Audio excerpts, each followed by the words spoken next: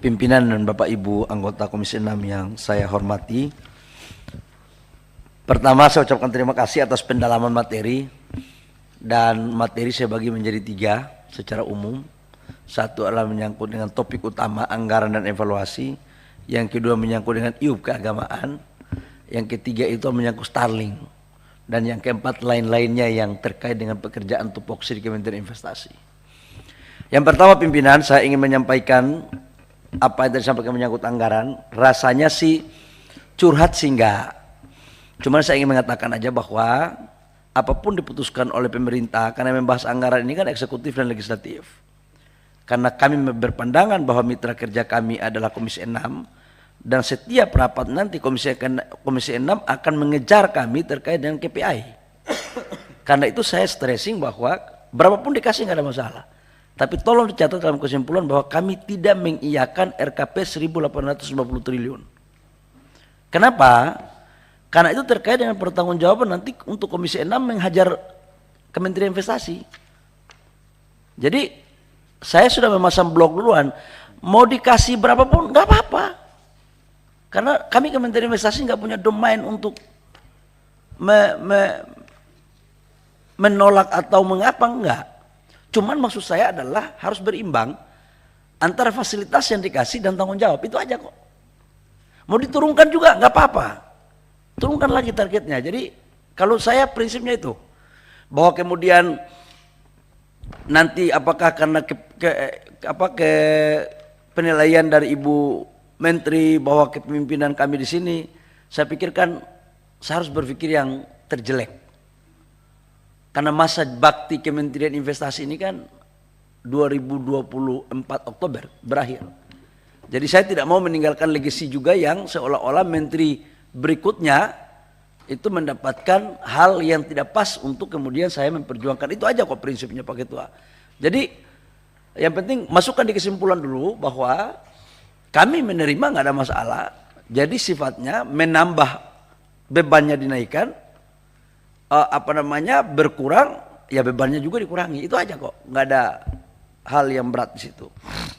Yang kedua, menyangkut dengan pertanyaan dari teman-teman saya yang terhormat, Pak Haris, Pak Dedi, dan hampir semua terkait dengan Starlink dulu, Starlink, Elon Musk. Saya boleh jujur ya di ruangan ini, saya tidak menghandle langsung ini Starlink.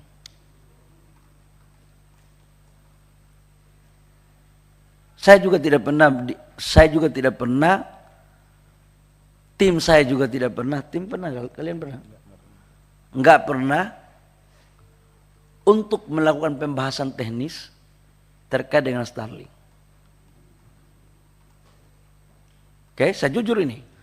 Starlink ini investasinya menurut data OSS, Pak Dedi, supaya jangan ada dosa antara kita. Starlink itu investasinya 30 miliar. 30 miliar rupiah nih. Ini menurut data OSS ya. Ini menurut data OSS ya. Tenaga kerjanya 3 orang yang terdaftar. Selain dari data yang kami punya, saya nggak bisa memberikan penjelasan tambahan. Karena saya takut memberikan penjelasan tambahan yang pada akhirnya kemudian melahirkan multi interpretasi.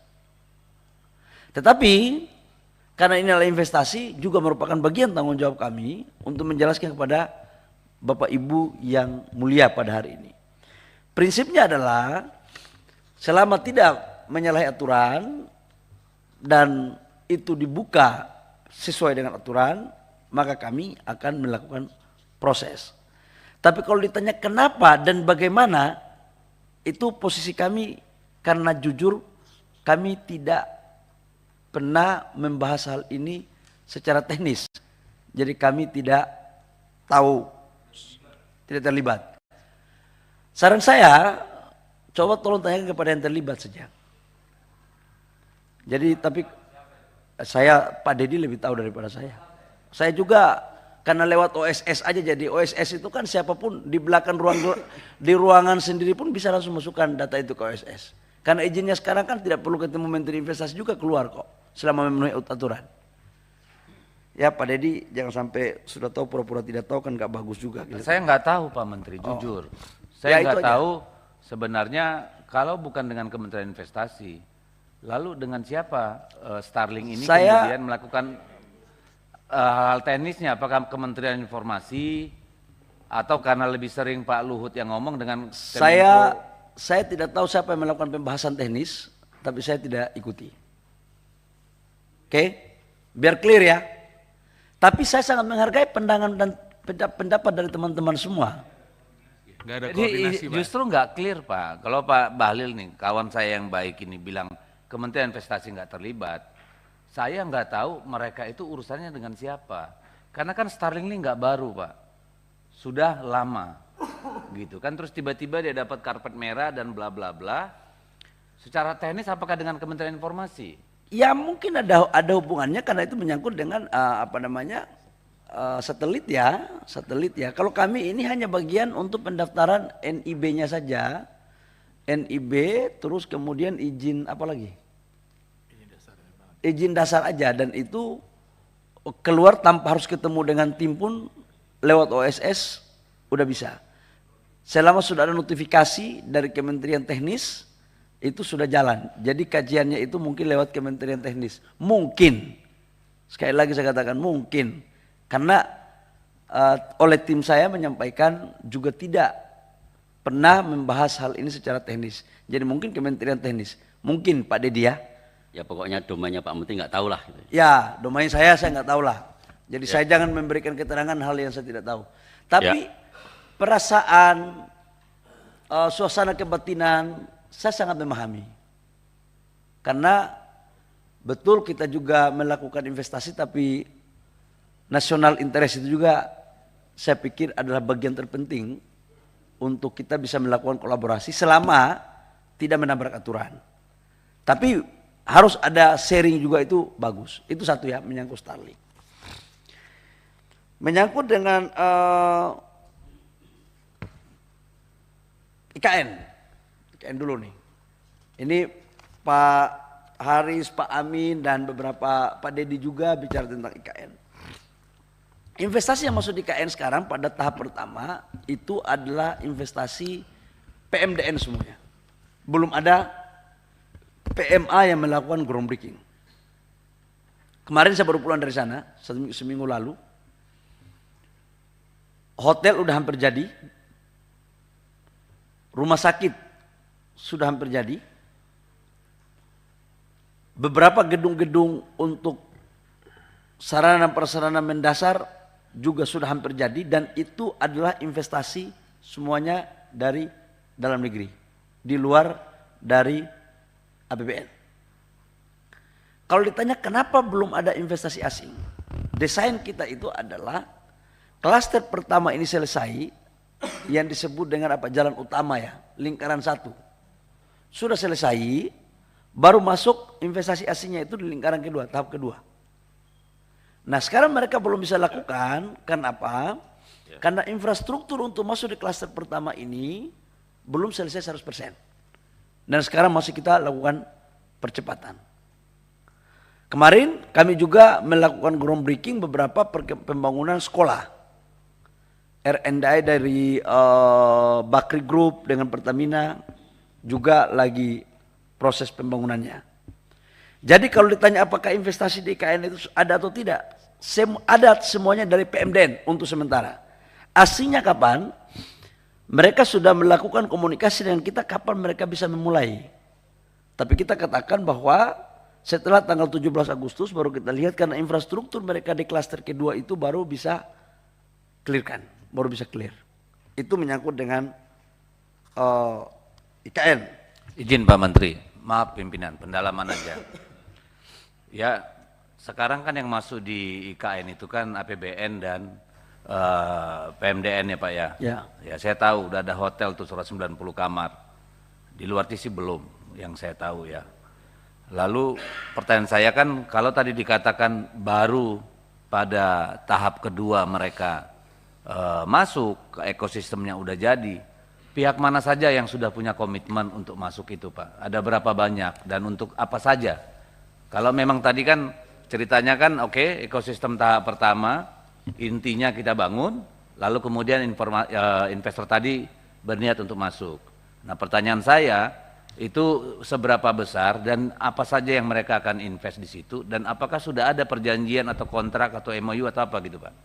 Baik, izin Ketua, dengan tidak mengurangi rasa hormat saya kepada Pak Dedi, agar lebih detail penjelasannya, mungkin kami laporkan secara tertulis mana perusahaan-perusahaan yang sudah membangun MOU, membangun kesepakatan dan kapan. Agar saya tidak salah dalam ngomong, karena tadi saya tidak menyiapkan data itu, karena materi rapat kita lebih mengarah kepada anggaran, jadi mohon maaf. Tapi untuk memenuhi kewajiban saya atas pertanyaan Pak Dedi, izinkan saya juga untuk memakai ruang untuk menjawab secara tertulis. Nggak masalah, Pak, karena saya tidak menyinggung-nyinggung soal anggaran karena kita udah konsinyering kemarin, jadi no issue di sana.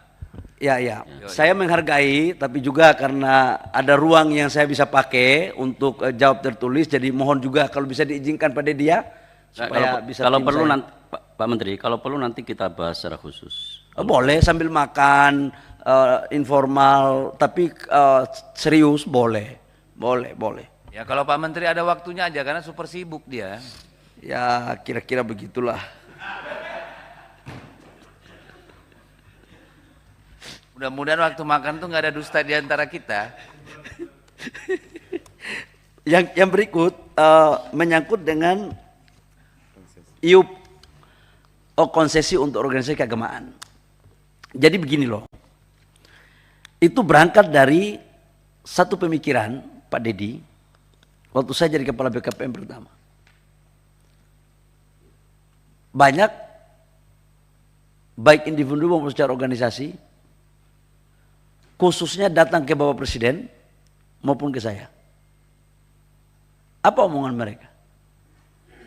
Pak, kenapa IUP itu dikasih ke asing? Terus, kenapa IUP itu hanya dikasih ke pengusaha terus? Konglo-konglo. Kenapa kita tidak bisa dikasih? Itu aspirasi, Pak. Yang kedua, secara filosofis, tidak bisa kita naifkan bahwa memang kontribusi dalam membangun negara ini itu banyak yang terlibat. Salah satu diantaranya adalah organisasi-organisasi kemasyarakatan, keagamaan, di luar daripada person to person. Bagaimana sejarah kita tentang Serikat Islam, bagaimana beberapa tokoh-tokoh lintas agama kita juga melakukan perjuangan. Dan jujur, saya harus mengatakan bahwa pada garda terdepan itu banyak orang, tapi salah satu diantaranya adalah organisasi-organisasi keagamaan. NU, Muhammadiyah, tokoh-tokoh gereja, tokoh-tokoh dari Buddha, Hindu. Tidak hanya pada konteks memerdekakan bangsa, tapi untuk mempertahankan kemerdekaan bangsa ini juga, mereka pada posisi garda terdepan. Bagaimana agresi militer pada tahun 48. Yang memberikan fatwa jihad. Itulah para ulama-ulama yang tergabung dalam organisasi itu.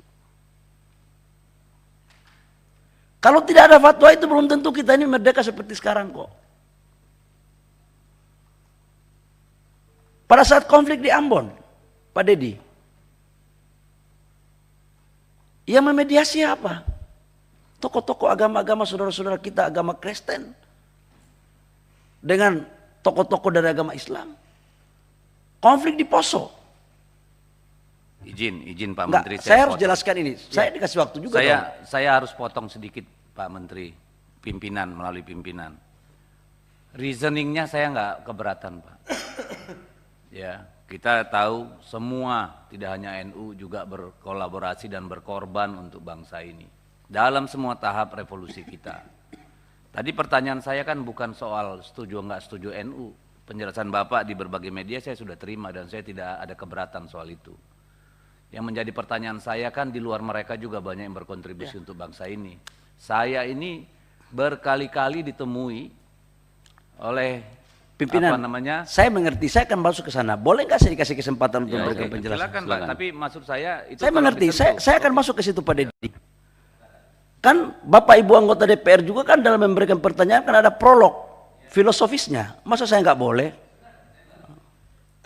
Boleh izin Pak Deddy, sahabat saya, kalau sudah saya diizinkan saya mulai lagi. Gitu. Jadi apa yang saya mau sampaikan, jangan sampai pada saat bangsa ini masalah, tokoh-tokoh ini dikedepankan untuk menyelesaikan masalah. Pada saat bangsa ini dibagi-bagi sumber daya alamnya, mereka jadi penonton. Itu landasan filosofisnya. Landasan konstitusionalnya adalah pasal 33 dan pemerataan, keadilan. Aspek demokrasinya itu harus ada civil society yang kuat. Dan bangsa ini tidak bisa hanya kita berbicara tentang pertumbuhan ekonomi. Tapi pertumbuhan ekonomi yang kuat juga harus dibarengi dengan pertumbuhan karakter bangsa yang kuat.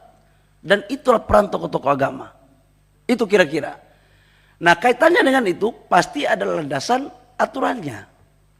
Orang banyak mempersoalkan waktu di awal, PP ini dibuat ada aturannya enggak? Teman-teman, Bapak Ibu semua yang mulia pasti lebih paham daripada saya tentang undang-undang. Mekanisme proses pembuatan PP itu dilakukan lewat mekanisme rapat koordinasi antar kementerian teknis. Dibahas prosesnya. Setelah itu dirataskan. Baru keputusan di atas itu lahirlah PP. Dan dasar daripada PP sebagai pohon gantungannya itu adalah pada perubahan Undang-Undang Minerba pasal 6 ayat 1 poin J. Nah, sekarang pertanyaan. Kenapa organisasi kemasyarakatan keagamaan duluan? Kan itu yang menjadi. Jadi kita berikan prioritas kepada mereka sebagai awal dulu. Awal kita lihat perkembangan yang kedua. Nah, kaitannya dengan Pak Deddy tadi punya pertanyaan. Bagaimana dengan masyarakat-masyarakat adat yang di lokasi-lokasi tambang? Ini bagaimana? Pak Deddy yang saya muliakan, Perpres 70 tentang pencabutan IUP, salah satu diantaranya adalah kita akan memberikan pendistribusian UMKM daerah. IUP ini, contoh batubara di Kaltara, nikel di Sulawesi Tengah. Ya kita kasih aja orang-orang daerah situlah. Masa semuanya harus dikuasai oleh orang Jakarta sih? Tapi yang memenuhi syarat. Jadi ada instrumennya juga Pak. Saya memikirkan tidak hanya yang besar-besar. Yang kecil juga saya memikirkan Pak. Koperasi, BUMDes.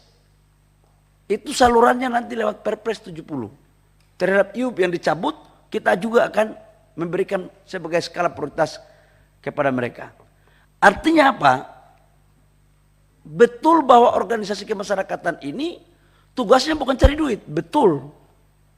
Tetapi harus kita ingat bahwa organisasi kemasyarakatan ini juga punya badan-badan otonom, punya badan-badan bisnis.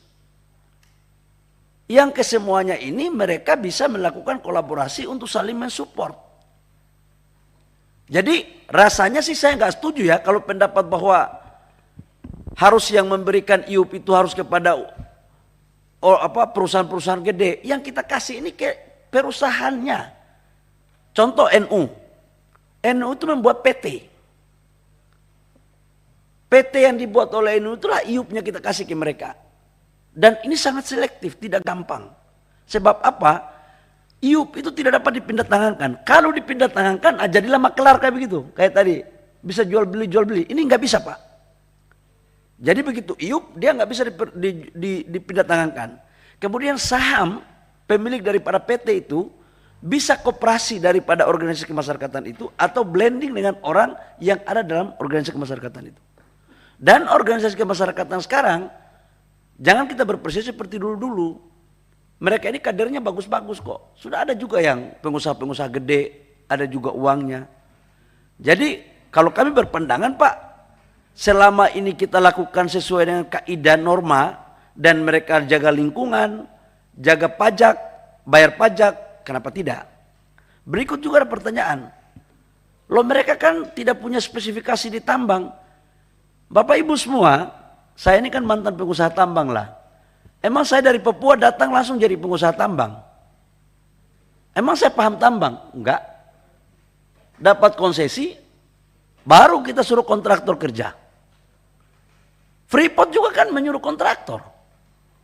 Yang penting disitulah kehadiran pemerintah untuk mendampingi mereka dalam rangka mencari partner yang baik, yang tidak dimanfaatkan, tetapi bisa melakukan sharing profit yang baik. Tujuannya apa? Agar organisasi kemasyarakatan ini bisa mendapatkan dana yang independen, halal dan mandiri untuk bisa membiayai program-program mereka tentang pendidikan, kesehatan, sosial, dan lain-lain. Saya pikir itu, Pak, kira-kira garis besarnya. Baik. Nanti hal-hal teknisnya nanti pada saat pertemuan kita di rapat informal. Sedikit pimpinan. Silakan. Ini kan sangat penting, Pak. Bapak punya komitmen untuk organisasi di luar organisasi keagamaan juga akan dapat, Pak ya. Sorry, tadi yang itu untuk UMKM. Gini, saya kalau UMKM ini Pak terserah lah, tapi saya nggak terlalu ini kalau UMKM, ujungnya kan nanti pendana juga. Saya bicara tentang organisasi Pak, kelompok masyarakat. Misalnya tadi saya katakan, Legiun Veteran itu sekarang semua hidupnya merana Pak. Saya banyak bertemu mereka. Apakah kelompok seperti ini juga tidak perlu kita perhatikan? Khusus di Kalimantan misalnya, itu masyarakat yang berkorban ketika konfrontasi dengan Malaysia. Kalau saya ke dapil, kalau saya ketemu, pasti mereka mempertanyakan juga. Negara tidak pernah lagi memberikan kepada mereka insentif bulanan atau apapun. Padahal mereka sudah tua-tua. Ini kan kelompok masyarakat yang kalau mengikut apa yang Bapak tadi katakan, berjuang untuk republik ini mempertaruhkan nyawanya. Lalu yang ketiga, masyarakat adat Pak. Di Kalimantan itu Pak, sampai desa-desa itu punya yang namanya lembaga adat Dayak. Misalnya, ada Dewan Adat Dayak di setiap kabupaten kota maupun provinsi. Nah ini kan sebenarnya pemilik langsung dari kekayaan alam kita itu. Ini bagaimana Pak? Karena kalau larinya ke UMKM lagi, mohon maaf Pak, bukan saya prejudice Pak ya, kita sudah mengalami. Apakah itu koperasi, UMKM, ujung-ujungnya di belakang kan bohir juga Pak, larinya ya. Nah ini gimana Pak? Saya butuh, karena mereka tanya, ketika saya kundapil mereka tanya, Pak itu ormas keagamaan kami ini gimana gitu, Dewan Adat Dayak yang APBD-nya nggak ada, ya kan mereka juga perlu mempertahankan, melestarikan budayanya Pak, karena kalau di sana itu ada masalah, mereka nggak ke polisi Pak, tapi ke Dewan Adat. Nah ini gimana memperlakukan mereka, gitu, kan ini nanti takut saya menimbulkan kecemburuan sosial di daerah mereka, ada NU mendapat konsesi, mereka di pinggiran hanya nonton Pak. Nanti kan ini jadi potensi konflik. Itu yang menurut saya perlu dipertimbangkan. Jadi kalau setelah ormas keagamaan, dewan-dewan adat yang ada di tempat-tempat itu sebagai penghasil tambang, bagaimana memperhatikan mereka? Ini cuma CSR. CSR itu pun biasa diambil sama kepala daerah, Pak. Rakyat tuh nggak dapat apa-apa, Pak. Itu yang saya maksud. Makasih. Oke, Pak Dedi. Saya sedikit pimpinan. Sebentar. Jadi mungkin konsennya Pak Dedi tadi itu betul, Pak. Dicatat saja. Pada gilirannya juga menjadi concern kita. Kan kita tadi bilang ada diskresi.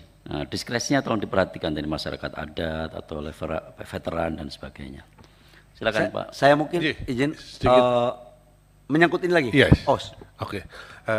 Jadi Pak Menteri, yang saya persoalkan bukan jasanya NU terhadap Republik ini, udah jelas kalau itu. Republik ini berdiri atas perjuangan para kiai dan santrinya NU. Sehingga ketika itu kemudian ada bagi-bagi dan mereka dapat, ya, menurut saya masih bisa dimengerti dengan mudah. Pertanyaan saya tadi, apakah benar ini satu diskresi? Dan apakah benar Pak Bahlil punya kewenangan untuk memberikan diskresi ini? Karena kita tahu sebelumnya kan ada pernyataan yang clear bahwa izin tambang tidak boleh dibagikan tapi dilelang. Ini yang pertama. Yang kedua, izin tambang hanya boleh diberikan oleh Kementerian SDM. Nah ini yang menjadi concern saya. Kalau memang ini sesuai kewenangan segala macam, dan memang seperti yang tadi Pak Bahlil katakan, mereka punya lembaga yang mengelola secara profesional, sehingga mereka mendapatkan dana untuk membiayai aktivitas mereka, oh ini tidak ada masalah sama sekali. Makasih. Ya baik. Silakan. Kalau gini, Singkat aja Pak Menteri biar cepat. singkat aja. Diskresinya Pak, kita itu atas arahan kita godok antara saya sama Menteri SDM. Kita lihat inventarisir mana organisasi kemasyarakatan yang menjadi prioritas, kemudian kita laporkan kepada Bapak Presiden. Setelah itu baru diputuskan. Jadi posisinya adalah masih posisi seperti sama. Kalau SDM itu bahan hulunya di atas, IUP-nya baru di kami. Kalau WUPK-nya tetap berkoordinasi dengan Kementerian SDM. Jadi normalnya seperti biasa saja. Jadi nggak ada yang tumpang tindih di sana. Dan apalagi ini kan masuk dalam Satgas. Dan Satgas itu adalah ketuanya saya, kemudian anggotanya Pak Menteri SDM. Kami sama-sama kok memutuskan sama-sama. Baik. Ya.